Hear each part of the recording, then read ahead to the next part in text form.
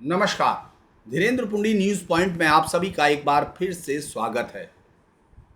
आजकल देश की अदालतों में जो चल रहा है वो जनता की बहस में आता है।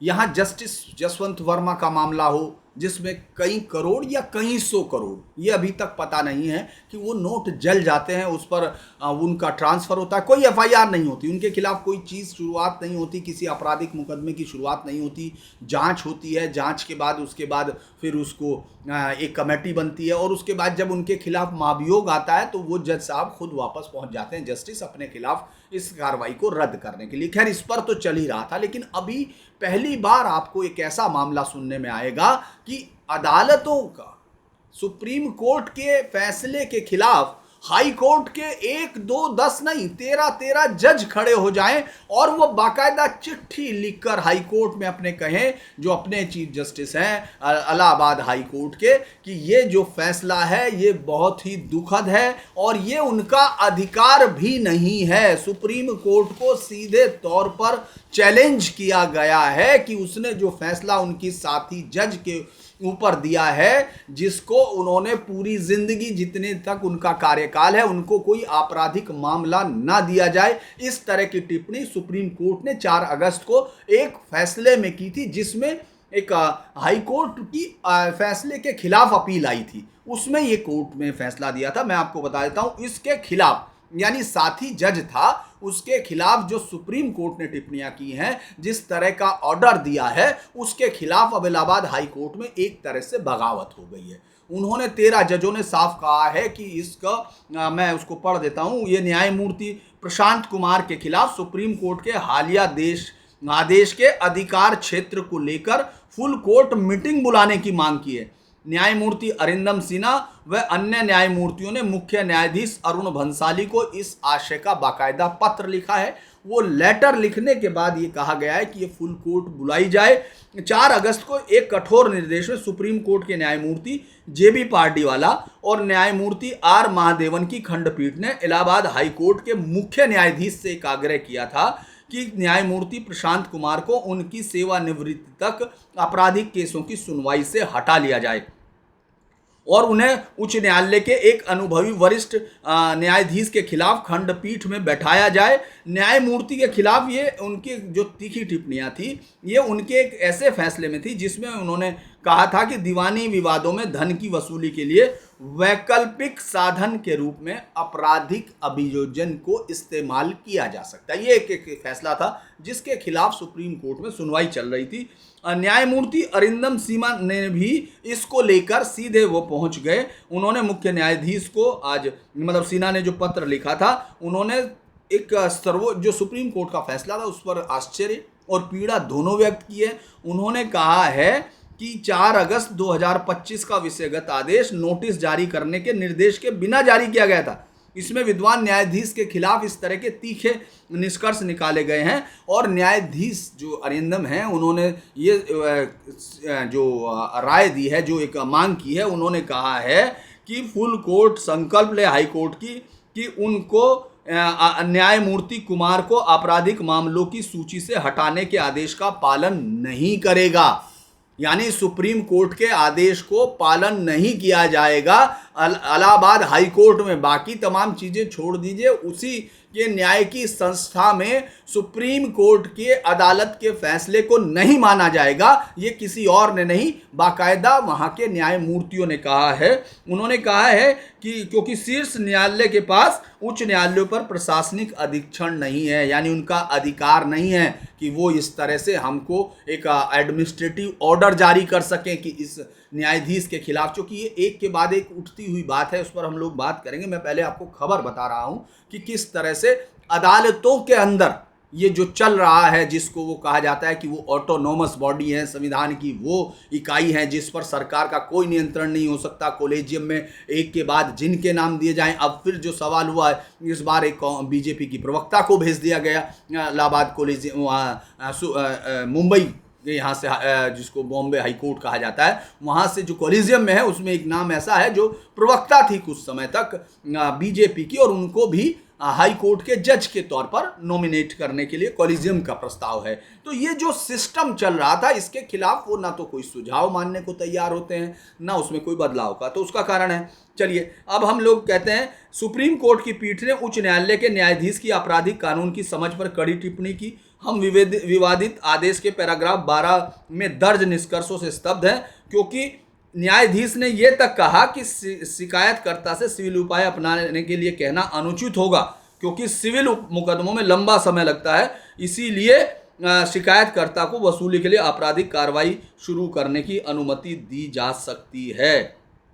ये दरअसल एक बड़ा मामला था, और चूंकि आज से प्रतिबंध लग जाएगा किसी भी अपराध के, हाई कोर्ट के जो प्रशांत कुमार हैं उनकी सुनवाई पर, आज वैसे सुप्रीम कोर्ट में भी सुनवाई होगी इस मामले पर। फिर सुप्रीम कोर्ट ने शुक्रवार को यह मामला फिर से सुनवाई में लगा हुआ है, और इस पर पीठ वही है जिसने पिछली बार मतलब जो 4 अगस्त को जिसने फैसला दिया था वही पीठ है। दरअसल ये मामला क्या था कि सुप्रीम कोर्ट ने एक अभूतपूर्व फैसले में जस्टिस प्रशांत कुमार के खिलाफ आपराधिक न्याय अधिकार उसकी सेवानिवृत्ति तक छीनने के दिए थे। मामला पहले मैं बता देता हूं।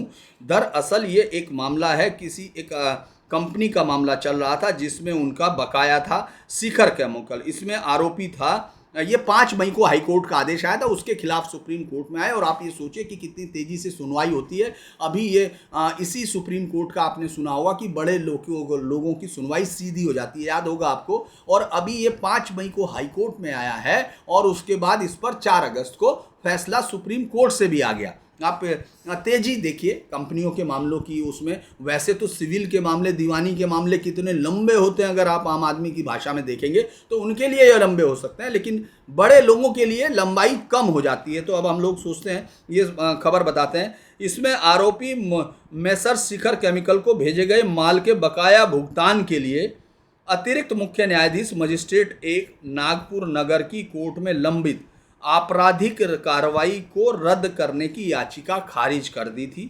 शिकायतकर्ता ललिता टेक्सटाइल ने दावा किया था कि शिखर केमिकल्स ने उसकी बकाया राशि का भुगतान अब तक नहीं किया। तो जो सुप्रीम कोर्ट की बेंच थी, जब उसके पास ये सुनवाई में आया, चूंकि वहां से तो खारिज कर दिया, उसके बाद जब ये सुनवाई में आया तो पीठ ने कहा उसे मजिस्ट्रेट की अज्ञानता पर आश्चर्य नहीं हो रहा। उसे सबसे परेशान करने वाला पहलू ये था जिसमें हाई कोर्ट ने याचिका रद्द करने का फैसला लिया। और ये कोर्ट ने तो यहाँ तक कहा कि साहब, पूरी विनम्रता के साथ हम कहने के लिए बाध्य हैं कि यह आदेश सुप्रीम कोर्ट के न्यायाधीशों के रूप में हमारे कार्यकाल में अब तक के सबसे खराब और सबसे त्रुटिपूर्ण आदेशों में से एक है। पीठ ने इलाहाबाद हाई कोर्ट के मुख्य न्यायाधीश से अनुरोध किया कि मौजूदा मामले को भी हाई कोर्ट की किसी अन्य जिस जज को सौंप दे जिससे वो विश्वस्त समझते हों। उन्होंने कहा कि संबंधित न्यायाधीश ने खुद को दयनीय स्थिति में पहुंचाया, बल्कि न्याय का भी मजाक उड़ाया है। हम मामले समझने में असमर्थ हैं कि हाई कोर्ट के स्तर पर न्यायपालिका में क्या गड़बड़ है। क्या कई बार हम सोच में पड़ जाते हैं कि क्या ऐसे आदेश किसी बाहरी कारण से पारित किए जाते हैं, जब यह कानून की अज्ञानता है। जो भी हो, ऐसे बेतुके और आदेश और गलत देना अक्षम्य है। तो ये अगर हम लोग देखें कि ये जो लंबे समय से आजकल इस देश में अगर कोई बहस हो रही है तो वो सुप्रीम कोर्ट और हाई कोर्ट्स के जो फैसले हैं, जिनमें जनता एकदम खड़ी की खड़ी रह जाती है, उसको समझ में नहीं आता कि इस तरह के फैसले आखिर होते कैसे हैं। लेकिन अब वो जो कि आपके उनको इतनी इम्यूनिटी है, और ये बात इम्यूनिटी, ये कहा जाता है कि ये लोकतंत्र की मजबूती के लिए बहुत मजबूत है, और कई बार तो लगता है कि ये लोकतंत्र की जो मजबूती का कारण है उसके लिए अपने आप को श्रेय देते हैं, ओवर रीच करते हैं। मैंने आपको एक बार पहले भी बताया था, एन कोटेश्वर सिंह ने जिस तरह सुप्रीम कोर्ट के जज थे, उन्होंने किस तरह कहा था कि जब कोई अदालत संविधान का दूसरा अंग काम नहीं करेगा तो वहाँ अदालत जाएगी। सुप्रीम कोर्ट जिस तरह से अब ये ओवर रीच कर रहा है, तमाम चीजों पर ओवर रीच जो उसकी दिख रही है, उनको लगता है कि अब वो सर्वोच्च शक्ति हैं। कई बार ये फील होने लगता है कि क्या उनको संविधान के किसी भी दूसरे अंग की किसी उसकी जरूरत है या नहीं, या ये देश चुने गए प्रतिनिधियों के मुकाबले सुप्रीम कोर्ट में बैठे हुए जजों से चलता है। कई बार ऐसे भी सवाल लोगों के सामने आते हैं। क्योंकि अगर हम इसको इलाहाबाद हाई कोर्ट के विवाद को देखें तो ये सीधा विवाद एक ऐसा है जो मुझे लगता है कि आज तक आपने इस तरह का विवाद नहीं सुना होगा, ऐसा होता। लेकिन अब आपको सीधा बताते हैं, ये तो टकराव सीधा हो गया कि हाई कोर्ट बनाम सुप्रीम कोर्ट की एडमिनिस्ट्रेटिव जो एक आपस में टेंशन है उस पर है। लेकिन जुलाई अगस्त 2024 में पंजाब हरियाणा हाई कोर्ट के भी जजों के भी उनके साथ भी ऐसा हुआ था। इसमें सिंगल जज का ऑर्डर था जिसमें जस्टिस रंजीत शेरावत ने सुप्रीम कोर्ट के एक स्टे पर तीखी टिप्पणियां की थी और कहा था कि सुप्रीम कोर्ट अपरेंटली सुपीरियरिटी दिखाता है। टॉप कोर्ट ने, मतलब सबसे ऊंची अदालत ने, इस पर सुयो मोटो सुनवाई की और इस पूरे मसले पर उन्होंने सुनवाई की और इसको हटा दिया, एक्सपंज कर दिया। बेंच ने चेतावनी दी कि अनुशासन बनाए रखना अनिवार्य है, यानी जो हाई कोर्ट के जज की सार्वजनिक निंदा की, जो जज थे हाई कोर्ट के, लेकिन उनकी टिप्पणी निकाल दी, सीधा दंड नहीं दिया। अगर हम लोग और देखें तो जो उनको बदलते हैं वो तो अलग बात है। देखिए, ये अलग बात है कि आप उनको बदलते हैं, लेकिन जस्टिस प्रशांत भी उसी कोलिजियम सिस्टम से आए होंगे, क्योंकि ये बहुत सारे अगर अब ऐसे में होता क्या है कि भाई अगर ये सब होगा, क्योंकि ये तो चिट्ठी है तो कोर्ट में बुलाया गया, ये कोई ऐसा फैसला भी नहीं। अब सुप्रीम कोर्ट या तो एक्सपंज करता है, सुयो मोटो नोटिस लेता है, लेकिन आज तो उसमें खुद ही सुनवाई है, तो उस पर हम खुद देखेंगे। आज ये बड़ा इंटरेस्टिंग सुनवाई होने जा रही है।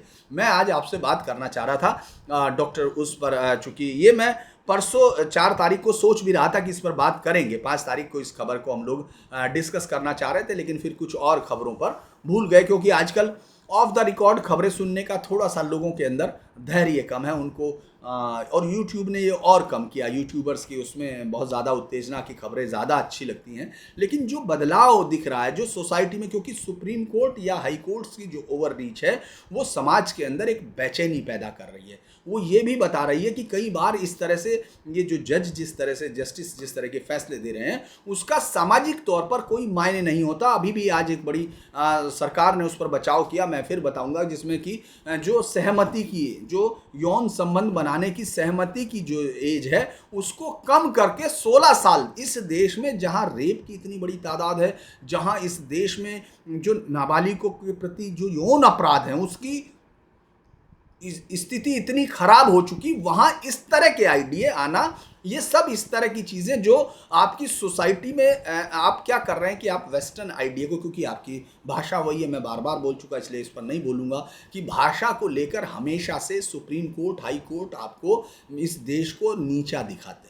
मैं ये कहूँगा, ये सम्मान के साथ कहूँगा, क्योंकि भाषा, अगर कोई भाषा नहीं समझते हैं जो लोग, उन्हीं को ये मालूम है कि इस तरह के न्याय का कोई अर्थ नहीं होता जो आदमी को उसकी भाषा में ही नहीं मिला हो। ये आपको मालूम होगा नैनीताल हाई कोर्ट का किस तरह का आदेश था, जिसमें उसने एक एसडीएम को, एडीएम को ये कहा कि साहब ये क्या योग्य हो सकता है इस पद संभालने के, क्योंकि इसको इंग्लिश नहीं आती। ये हाल का है, 1 हफ्ते का। तो खैर, अब इसके खिलाफ मुझे लगता है कि ये घटनाएं इंपॉर्टेंट हैं और इस पर बहुत ज़रूरी अब ये देखना होगा कि ये बगावत कहाँ तक जाती है, क्योंकि ये घर के अंदर से शुरू हुई है। संविधान की अगर हम लोग देखें, कानूनी ढांचा अगर हम देखें, तो संविधान की धारा 141 के तहत सुप्रीम कोर्ट द्वारा घोषित जो कानून है वो सभी न्यायालयों पर बाध्यकारी होता है, यानी सिद्धांततः एचसी को सुप्रीम कोर्ट के घोषित कानून का पालन करना होता है। लेकिन हाई कोर्ट कई बार इसको ये कहते हैं, जस्टिस आपने इसमें, चूंकि बहुत सारे मामले अभी लोगों के सामने नहीं आ रहे, एक इलाहाबाद जो चंडीगढ़ में गोल्फ कोर्स की मेंबरशिप का था वो एक बड़ा मामला हुआ था, इसके अलावा जस्टिस कर्णन का मामला था, ये बहुत सारे मामले थे जिनमें इस तरह की बहस। लेकिन सामूहिक तौर पर ये एक बहुत बड़ा, जिसको कहा जाए कि ये एक विद्रोह की तरह, न्यायिक विद्रोह है जो सुप्रीम कोर्ट के लिए कल परेशानी हो सकता है। आज देखेंगे कि उस पर क्या हो सकता है, कि हालांकि ये खुद एक फैसले पर बार बार हाई कोर्ट के बिंदु को कहा था कि एससी ये नहीं कह सकते कि रिव्यू या रेफरेंस चाह रहा है, हम एससी की लीडिंग जजमेंट को नहीं मानेंगे। तो लेकिन इसमें जजमेंट तो नहीं है, लेकिन ये एक विद्रोह के तौर पर ज़रूर दिख रहा है। अब ये देखते हैं कि इस मामले की क्या सुनवाई होगी, लेकिन आज बहुत ही दिलचस्प दिन होगा, क्योंकि कल ही जस्टिस वर्मा के मामले में सुप्रीम कोर्ट ने अपना एक फैसला दे दिया है, और जिसमें कहा है कि जस्टिस वर्मा को अब उनके खिलाफ जो उन्होंने रोक लगाने की मांग थी उसको इनकार कर दिया है, क्योंकि इसमें कोई वो नहीं है। उस कमेटी की रिपोर्ट को भी उन्होंने जायज़ ठहरा, लेकिन एक लाइन और की, उन्होंने कहा वो वीडियो जारी करना गलत है, यानी वीडियो से जिससे पूरे देश में जस्टिस के कामकाज करने के तरीके पर सवाल उठने शुरू हुए हैं। सुप्रीम कोर्ट की इस बेंच को भी ये लगता है कि साहब वो नहीं होना चाहिए था,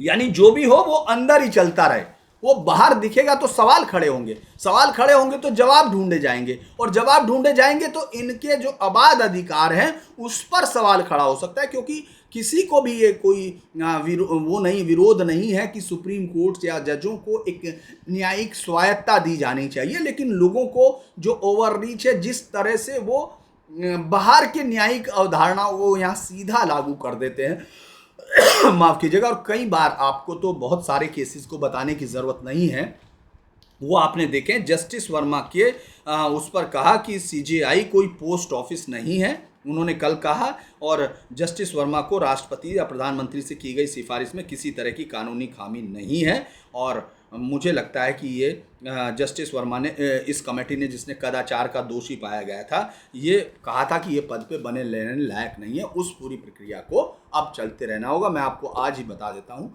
कि जस्टिस वर्मा इस्तीफा देंगे, ऐसा मेरा मत है। वो महाभियोग का सामना नहीं करेंगे, ऐसा भी मेरा मानना है। चलिए, तो आप देखिए, वैसे तो मैं एक लाइनें हैं जिनके साथ ये ख़त्म करना चाहूँगा कि दिल साफ हो किस तरह कि इंसाफ नहीं है, दिल साफ हो किस तरह कि इंसाफ नहीं है, इंसाफ हो किस तरह कि दिल साफ नहीं है।